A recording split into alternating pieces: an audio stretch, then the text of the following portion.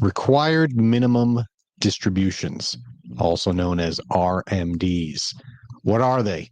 How do they impact you? Well, if you're in your 70s, you probably heard of these, or you should at least be aware of them. And I would argue, if you're thinking about retirement, even if you're in your 60s or earlier, you should be aware of what these are so you can plan for them and be strategic about it. Speaking of being strategic, here's my co-host, Tony Shore. Tony, welcome to the show. We're talking about RMDs today. You've heard of these before. I have. We did a show years ago on this, and I believe you came up with the line that RMD stood for really massive donut. Really massive donuts, RMDs. That's the way I like to think of it, but not quite. Yeah, I did. I did call them that. I just have to make it lighter because, people, you kind of get lost in the weeds with all these acronyms and things like that. So I just like to have fun with it, but it is important. Obviously, a lot of people go into retirement not knowing about or understanding RMDs, and that can trip them up, and the rules change, it seems, constantly. So I'm glad you're talking about it. We have the Secure Act, and they made some changes to the timing and the penalties and all that. So we'll go through that. Good. But let's start with some basics. What is an RMD? An RMD is the minimum amount you have to pull from your retirement accounts each year, not inherited. We've done shows on inherited IRAs. We'll put them up there. Yep. This is your retirement account that you have to pull. They changed the rules on inherited. They also changed the rules on what you have to pull from your account. And so this is going to be based on what you own. And it's retirement accounts, not every account. Retirement accounts. They apply to all employer-sponsored retirement accounts. So we're talking profit sharings in the 401ks, which is a big one. A lot of people have a 401k. The teachers and nurses have 403bs, 457s, and then you got also, if you might have a 401k at work, but you might also have your own IRA or a SEP or a simple IRA. So these plans are all included. Think of money you put aside for retirement that you haven't paid taxes on yet. Fundamentally, the government wants you to take that money. Why? So you can have a happy retirement? No. So you could spend it on trips? No. So you could pay taxes on it. Yeah, all those are tax deferred accounts, except you didn't say one of them that's listed there, Dan, and that is, you said simple IRAs or SEPs, but there's SAR-SEPs. That sounds more like a disease to me. SAR-SEPs. Yeah. SAR-SEPs. Well, what's SEP that one? is a simplified employee pension, and a SAR-SEP is a salary reduction simplified employee pension. But those stopped in 97, I'm going to say. So what, SEPs did, or the SAR-SEPs? SAR-SEPs. So we don't really see them much anymore. Yeah, I've never heard of that one, but I thought SEP was what did you say it stood for? I thought it was single employment plan. No, simplified employee pension. Yeah. Okay. A lot of people that are working on their own can do a SEP IRA, they call it. Right. Some people look at self-employed pension. Some people use that term, but that's right. I think it's simplified employee pension. Simple IRA is a savings incentive match program or plan for employees. SIMPLE, savings incentive match plan for employees. So yeah, and this is going to be like a set percentage. I think the max is 3%. So all these people have these different plans, and the key is you need to take money from them at a certain age. The government wants their tax revenue. Because they're all tax deferred. When you put money in, you get a tax break, but when you take it out, you have to pay taxes on the growth and the principal from all these accounts. So they have required minimum distributions. When you reach a certain age, they're like, you haven't touched this. We want the taxes, right? Right. They want the tax revenue. And these don't apply to Roth. Roth IRAs, for Roth 401ks are no longer have RMDs either. So while the government doesn't really bother you with the Roth because they're like, we don't care if you take money out because they're not going to get taxed anyway. However, inherited IRAs that are Roth do need to be taken out. So whatever. The This is question why is, we need you, Dan. That's why people need a financial professional. You need a trusted financial professional because of things like this, all these different rules. yeah, exactly. And the rules are constantly changing, so I have to keep up with it because this is what I do. This is my wheelhouse, is retirement planning. So when is the key? When do you have to take minimum distributions? And the answer is 73. 73 is the new number. It used to be 70 and a half, then they raised it to 72. Now it's 73. So in 2024, if you're turning 73, welcome to the RMD world. And they raised it to 75. And the easy way to remember that is if you were born in 1960 or later, like you and I, then our required minimum distributions will start at age 75 currently. Who knows what they'll do between now and then? Keep in mind, Tony, I get this question a lot. If you're in a 401k and you're still working and you're 73, you don't have to take an RMD from that employer-sponsored plan while you're there. Now, if you have an old one from a different company or you have an IRA outside of your 401k, you have to take RMDs. But if you're working at the company that has your sponsored retirement plan, then an RMD doesn't apply to you, even though you're the age, and the employer still has to contribute the match and into it. But unless, like me, you're more than a 5% or more owner of the company, so you can't put money into a 401k, be the owner of the company, and work forever and never take money out because they don't like that. They don't want the owners to delay. Sure.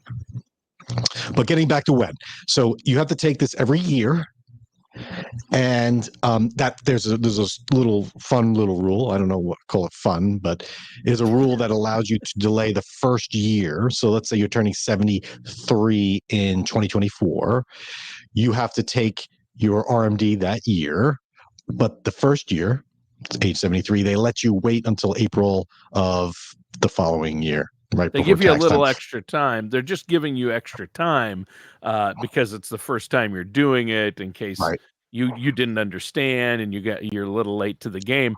But people should not wait, because then they're going to have that tax burden in 2 years, right? I mean, right. So you want to get in the weeds on this one, Tony. They shouldn't wait because they have to take two the next year, theoretically, in that calendar year. But then again, you might say, well, I'll take it in January after that first year. So then all the taxes aren't due until, the distribution's taxable, but I could get a whole extra year of tax. I don't have to pay the tax until April 15th of the next year. But yeah, you're right. I like to get people on a regular cadence so they don't miss it. But RMDs could be part of a income plan, or it could just be a pain in the butt. It depends on how you approach it. But yeah. So, but every year you have to take it. So it's not like, I'm 73, I got to take an RMD and then I'm done. No, when you're 74, they recalculate it. Now you have to take a new one, and so on until you die, or until the IRA or the retirement plan account balance is zero. Then you don't have to take anything out because there's nothing there to take. Yeah, but there is a penalty if you miss it, right? Yes, I'll get to that in a moment. There is a penalty if you miss it, and that was reduced. Let me skip that. I'll go to their penalty. So if you fail to withdraw it, the penalty used to be 50% of what you were supposed to take. That was 50. Huge. Now they lowered that to 25. They don't call it a penalty; they call it an excise tax. Not all an tax is all tax is a penalty, right? You're not going to disagree with me on that one. But they also said you can reduce it to 10%. penalty if you negotiate. And that's going to be correcting it. You really, I made a mistake. I acknowledge the mistake. My bad. And you do it. But if you forget it and 5 years later be like, oh, I'm sorry, they'll hit you with a 25% penalty. Wow. And they make you take it out anyway, too. So it's not like, still the highest penalty in the IRS tax code, I've heard. It's the largest penalty in the IRS tax code, 25%. Used to be worse, 50, but 25 is pretty bad.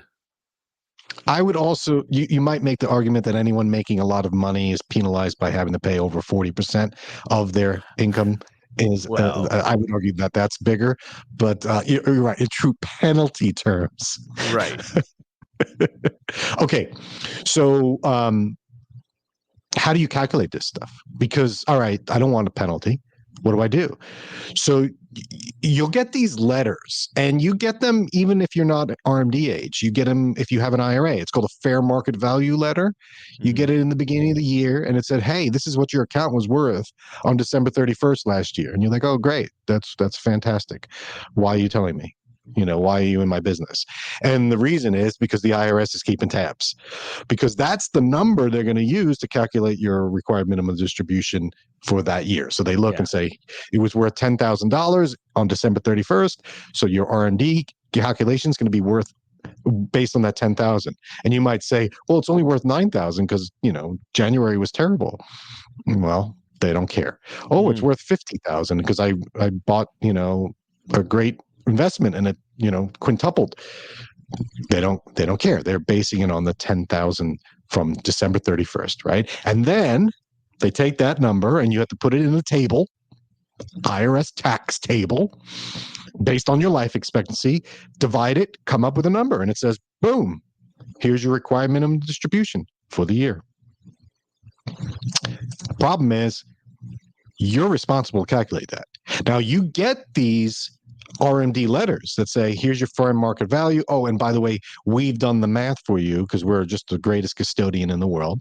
The custodian is the person holding your money. So you get this letter from the custodian saying, here's your required minimum distribution, but they don't have to send you that.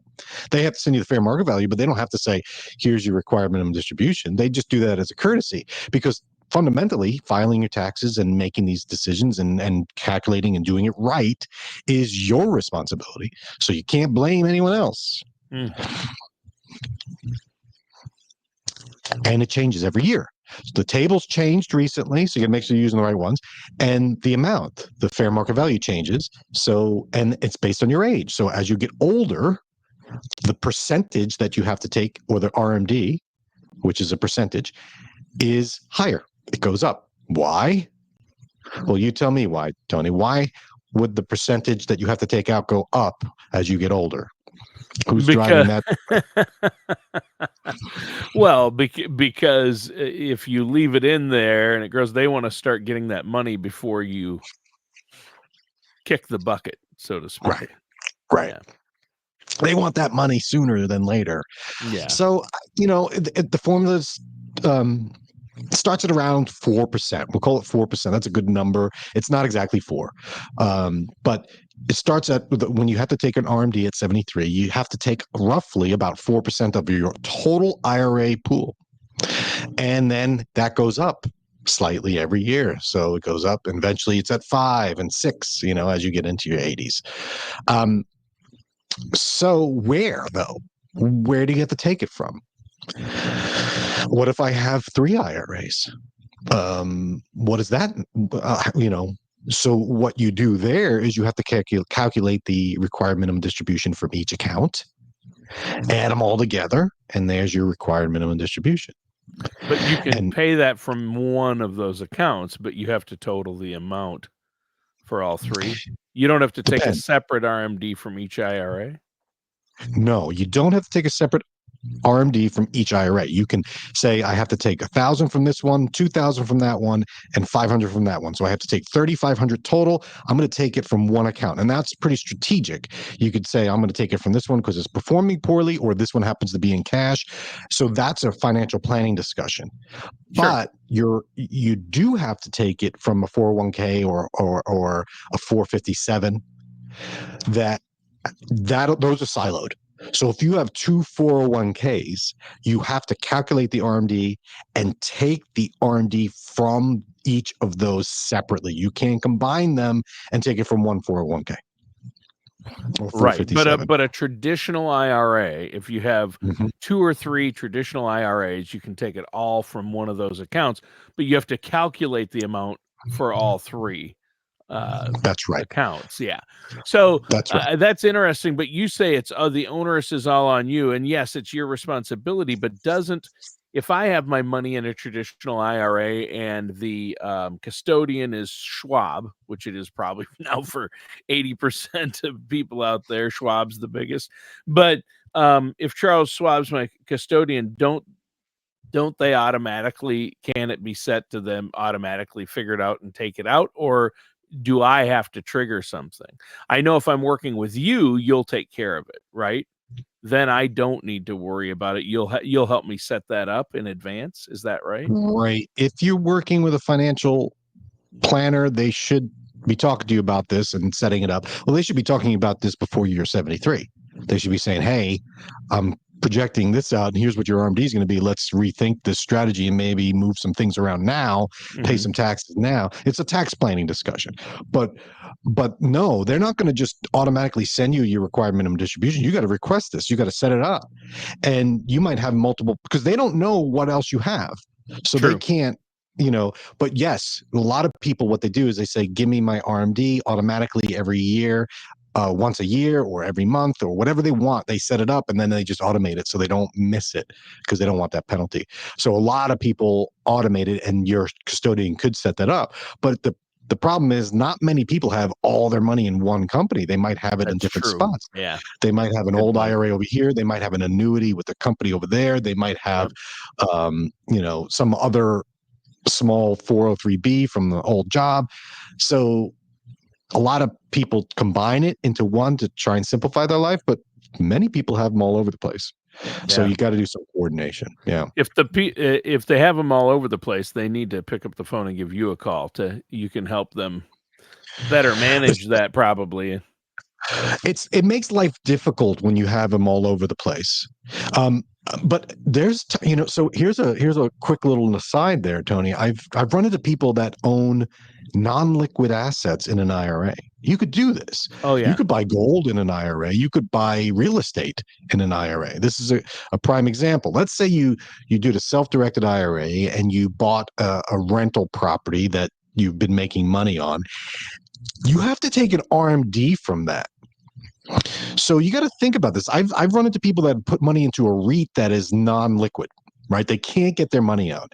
And then they turn 73, or it used to be 7.5, and they're like, I need to take an RMD from this. And they calculate the RMD and they're like, okay, give me my money. And the REIT company will say, no, we can't touch this. You know the rules. So unless you die, you're not getting money out. Then what? IRS doesn't care. They don't care. So they'll penalize you and you'll You pay a owe 50%. them that money. You have to pay a 25% excise tax on that. That's why you want to take from other accounts. You don't want to put it all in one illiquid account. That's, not many people do that, but people forget, oh, that one's locked up, so I'm not going to worry about it. No, that has to be put into the calculation. So yeah, it makes sense to combine. And if you have a bunch, you should probably be working with someone that's looking over this for you, because really you have to pay taxes on it. And the last thing you want is to miss a tax bill, because then the IRS comes down on you and no one likes that. And you don't pay special tax rate. You pay ordinary income tax rates on these things. So it's just like you're working and getting a paycheck without the Social Security tax and all that, but you're paying ordinary income tax rates on a withdrawal. There's no different tax rate. And when you hit a certain age, you're still paying taxes, by the way. I get that question a lot, but you can avoid paying tax on an RMD if you use a QCD. And I'll put the show we did on this. This is a qualified charitable distribution. Yep. Mhm. QCDs. Those are great. And I love those. Yeah. Yeah. And if someone and then they're not available to everyone, watch the show. You have to be in your 70s. But if you're going to give to charity, you might want to take your RMD and give it to charity, not pay taxes on it, and everyone's happy. And then you satisfy the IRS. Okay. So the other thing is, I get this a lot. Can I take my RMD in my IRA and just move it over to this other IRA, take the RMD from that one and go, move it over to this other one? I've taken the money out, just moved it to the different account. No. They can't. You can't do that. You can't take. I'm on the wrong. You can't take an RMD from an IRA and then move it to another one to avoid tax. You have to take it out, pay the tax. What you do with it after that, you could do a Roth conversion, but you still pay the tax, right? But you could be, And I get this other one. If I take too much, can I apply to the next year? My RMD is $5,000. I'm going to take $6,000. So next year I have to take $1,000 less. No, it resets every year. December 31st of the previous year. So new calculation comes. Now there's different tables for different types of people. So make sure you're using the right IRS tax table. I'm not going to get into these tables, but just know it's based on life expectancy. Or are you the beneficiary? You only have your spouse as the beneficiary? That's different than if it's someone else. So they're not, I wouldn't say they're complicated, but they are a formula. So you need to know that you don't want to mess up this formula. And you do like to rely on other companies that do this. But just remember, like we said, if someone messes up, if the custodian messes up the calculation, they're not going to pay you for their mistake. You're going to pay the IRS for the mistake. Right. So to conclude, RMDs, part of life. Taxes. They're taxes. They're just they're a required amount. You could take more. We're talking about, but taking the minimum, you want to make sure you at least take the minimum when you're 73. And you got to know these rules, just not only to avoid the penalties, but you want to know the rules because you're going to be taking money out. That's part of your retirement income plan. If you say, I'm going to be taking money from this account and everything's great, I'm 75, I got my vacation fund, this and that. And then all of a sudden you're like, oh, I forgot I have to take an RMD. Well, the RMD is more than I wanted to take. That means you didn't plan your income distributions properly. You have to be strategic about this. You have to think, okay, I know I'm going to have to take this much out next year. Well, and I only need so much. Let's make sure I don't take it. This is a good problem to have. But what I do see is a problem that many people don't think about is they sock away as much money as they can for retirement in their IRAs, 401ks, and they don't realize that when they hit RMD age, they're going to have to take a bunch out and pay a big tax bracket, and they should have been paying taxes earlier at lower rates. They should be maybe doing qualified charitable distributions. Maybe they should be thinking, do I take it from that account or that account? Which one's performing better? Do we have a logic behind it? Oh, I got a great fixed CD rate in my IRA. I need to take money out. Well, I get a penalty if I take money out. Should have thought of that before you got it. So, or should I do a Roth conversion? All these things are related to RMDs. And so, yes, you don't have to deal with it until you're 73, but my argument is deal with it well before 73 so that you're not at 73 saying, well, geez, I wish I would have known. No more of that. Woulda, coulda, shoulda. We don't allow that here. Yeah. Excellent. Well, that's a great point. And there are a lot of strategies involved, and that's where you come in, Dan. I think we had a great show. That's an important topic, one that people don't, I think, completely understand. And I think you did a really good job clarifying it. Yeah. And, if you have questions about, I inherited an IRA, that's a little different. The rule changes. But for the most part, RMDs have always been around for people that are in their 70s now. They know this. But if you're getting closer to in your 60s, you got to start thinking about this. I think it's worth exploring because you're going to face them. It's a reality. So thanks for a good show, Tony. RMDs, not really massive donuts. They require minimum distributions, and learn them, love them, deal with them, plan for them. We'll catch everyone next week. All matters discussed in today's show are for informational purposes only. This show is not investment advice. Dan Whittle nor Dolphin Financial Group are affiliated or endorsed by any government agency. Investment advisory services are offered through Dolphin Wealth Management, Inc., a registered investment advisor in the state of Florida. Insurance products and services are offered through Dolphin Insurance, Inc. Dolphin Wealth Management, Inc. and Dolphin Insurance, Inc. are affiliated companies doing businesses as Dolphin Financial Group. You should talk to someone at Dolphin Financial Group before implementing any of these strategies or ideas.